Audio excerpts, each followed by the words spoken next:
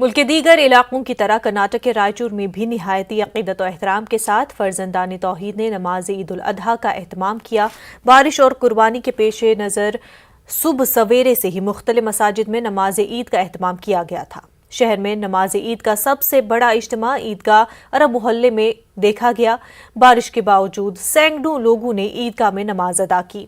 عیدگاہ پہنچ کر کانگریس لیڈر اور سابق رکن assembly Saeed Yasin, Ravi Bose Raju, J D S leader Raman گوڈاینگور کے علاوہ دیگر سیاسی جماعتوں کے لیڈروں نے لوگوں کو عید کی مبارکباد دی۔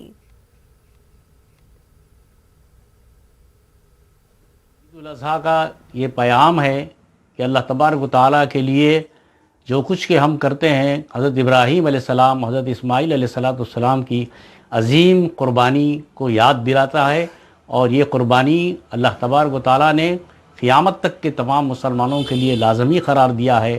اور یہ قربانی بظاہر ایک جانور کو ذبح کرنا ہے، لیکن حقیقت میں جذبہ ایثار و قربانی کو ابھارتا ہے یہ، اور یہ جذبہ ایثار و قربانی ہر جگہ ہر مقام پر مسلمانوں میں ہونا چاہیے۔ ملت اسلامیہ کے تمام حضرات کو محمد اقبال کی جانب سے عید الاضحیٰ کی مبارکباد پیش کرتا ہوں، اور جو بھی آپ قربانی دے رہے ہیں وہ قربانی کے صاف صفائی کا خیال رکھیے، اور جو ہے نا پورے ملت اسلامیہ کو اور ایک بار عید الاضحیٰ کی مبارکباد پیش کرتا ہوں۔ ہم سب مل کر انشاءاللہ پوری انسانیت کے لیے کام کریں گے، اور ہمارے ملک میں امن کے لیے قائم کرنے کے لیے بھی انشاءاللہ ہم کام کریں گے۔